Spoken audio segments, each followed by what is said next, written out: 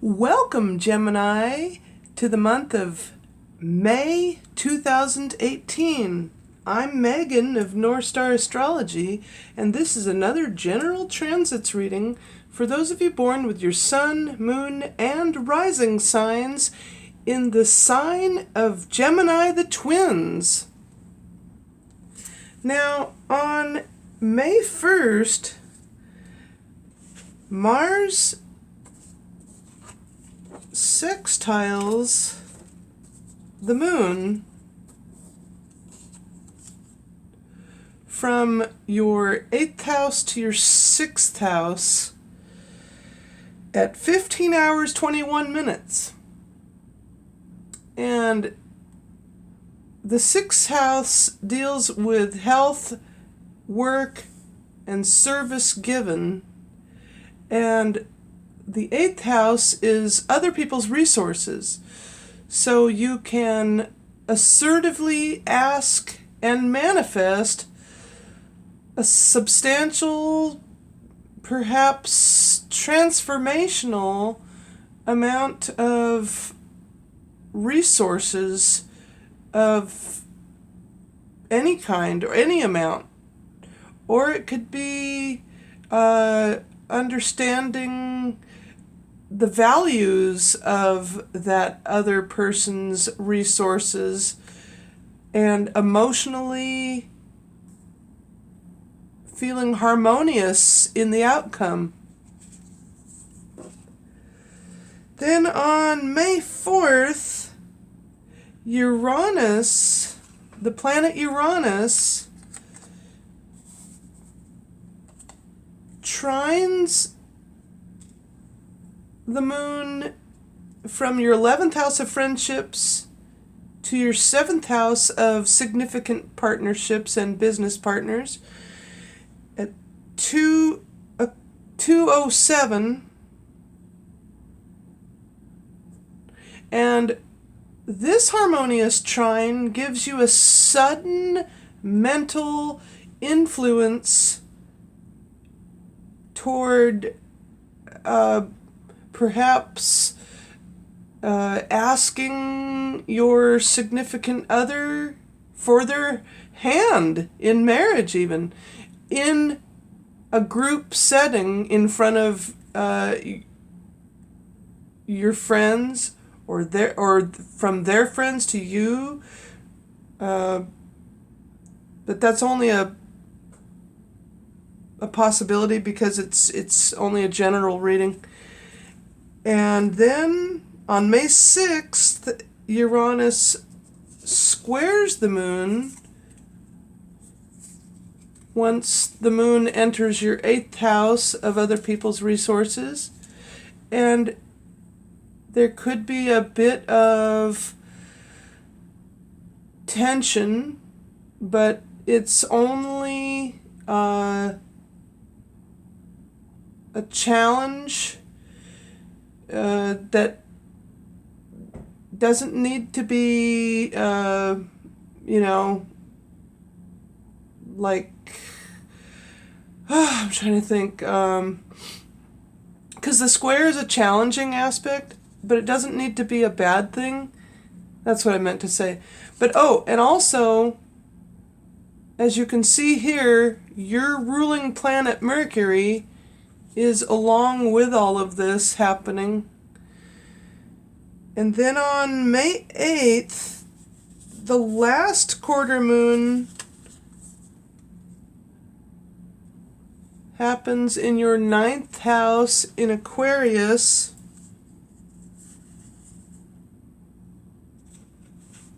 at 17 degrees 27 minutes. Before it then sextiles Uranus on May 9th. So now we have a moon sextiling the planet Uranus in your 11th house. And so maybe you might take a long distance trip with your friends as well as along with your significant partner. Or if you're not coupled, with your friends. And then on May 11th, Mars sextiles, wait a minute here. On May 11th, Mars, well, let's see, now the moon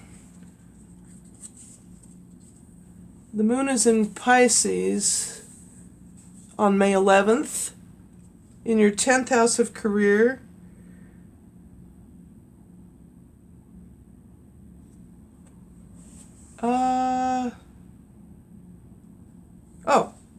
And sextiles Mars in your 8th house. Okay, so from the 8th house to the 10th house. I'm still waking up, and I don't drink coffee, so let's see. For health reasons. Okay, and so with this pleasant influence of the sextile does for your moon in the 10th house of career, sextiling Mars can mean that maybe you'll garner resources from a promotion or raise from your higher ups in your career. Then on May 13th, your ruling planet leaves Aries and enters Taurus. That happens on May 13th.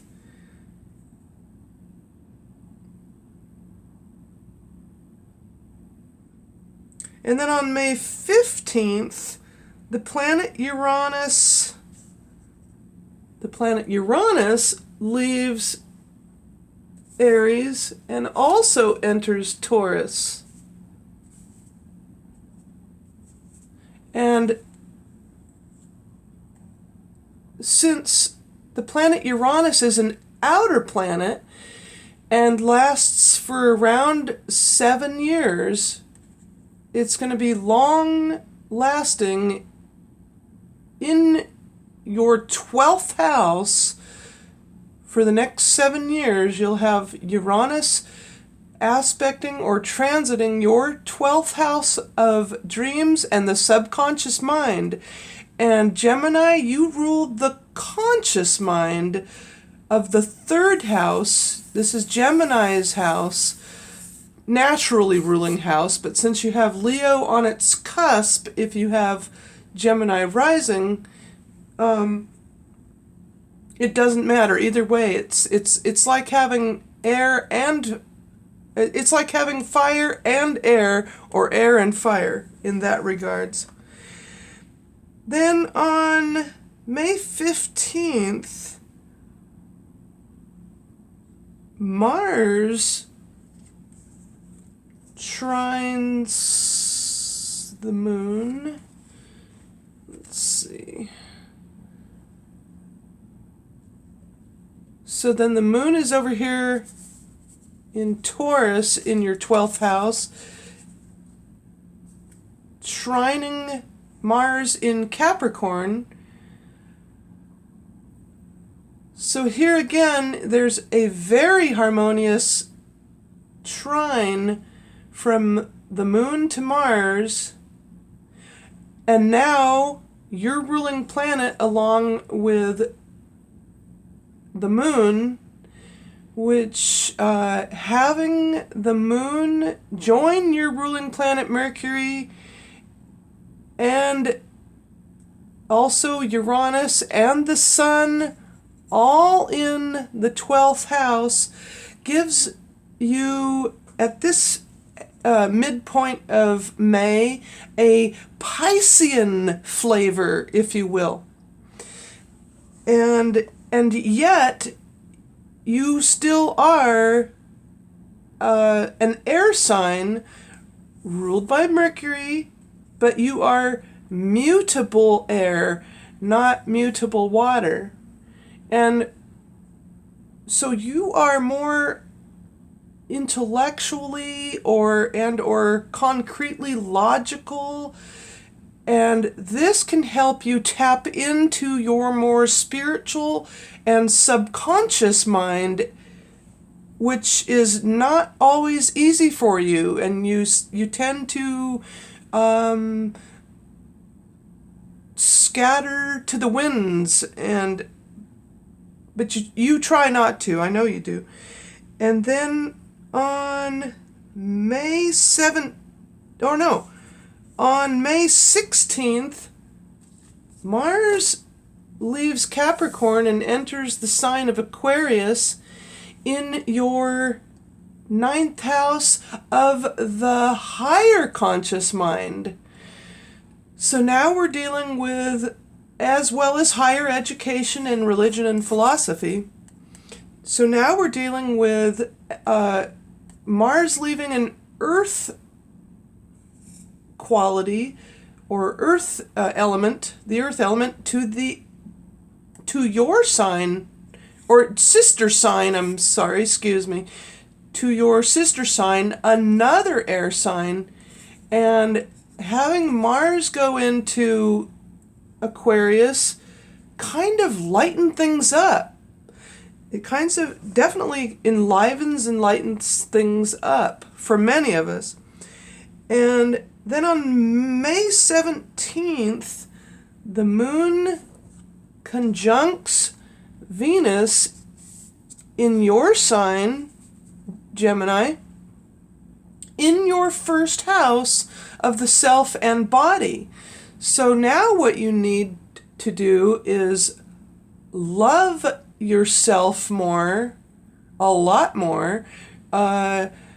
Take care of your hands and arms, as Gemini rules the hands and forearms, and take care of your body in general, that you don't injure yourself in this area. And I know, because I've got Jupiter in Gemini and I'm always injuring my hands. I try not to, though. But I'm an artist, so I use my hands a lot. But what this can do for you is really emotionally help you take care of yourself more and learn to love yourself as yourself. And then on May 19th, Venus leaves your sign of Gemini and enters your second house into Cancer. Venus enters Cancer on May 19th.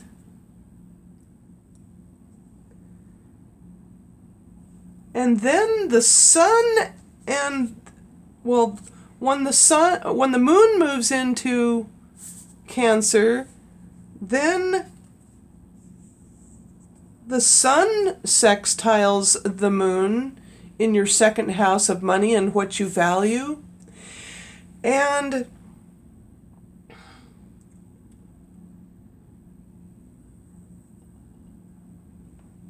I forgot to mention that there was a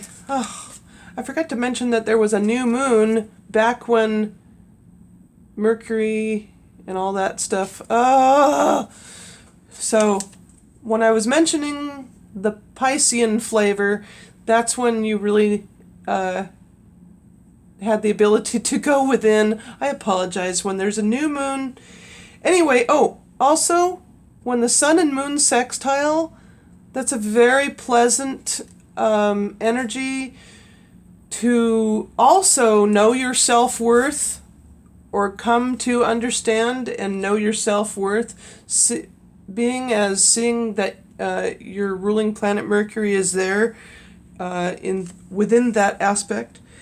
And then on May 21st, the sun leaves Taurus and enters your sign, Gemini, again in your first house of the self and body.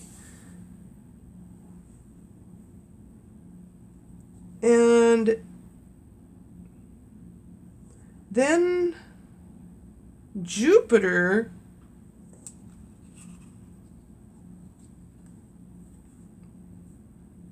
squares the moon. Wait a minute. Well, the moon eventually enters your third house into Leo, joining with your north node of the moon. But then the moon squares Jupiter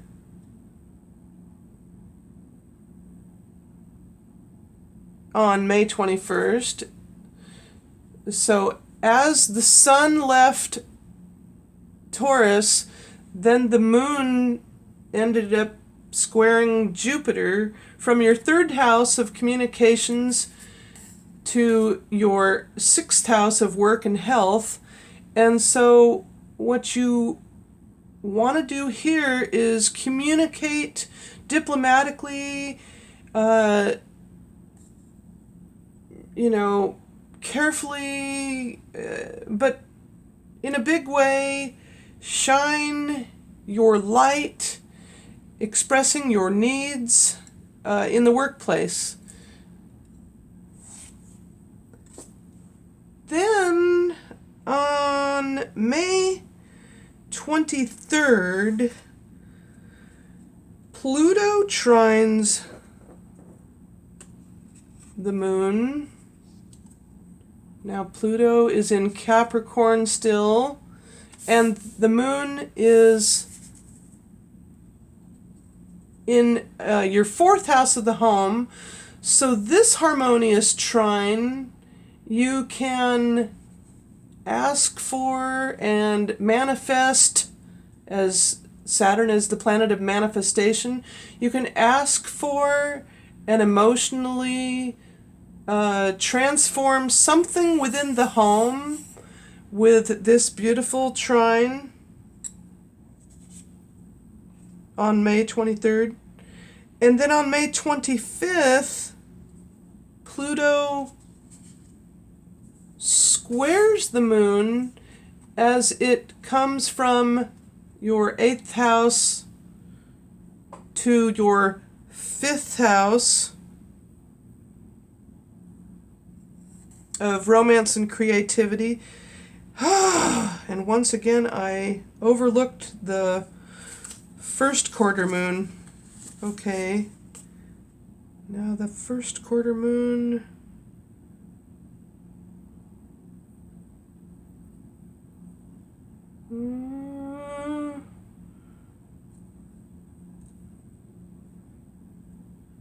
Okay.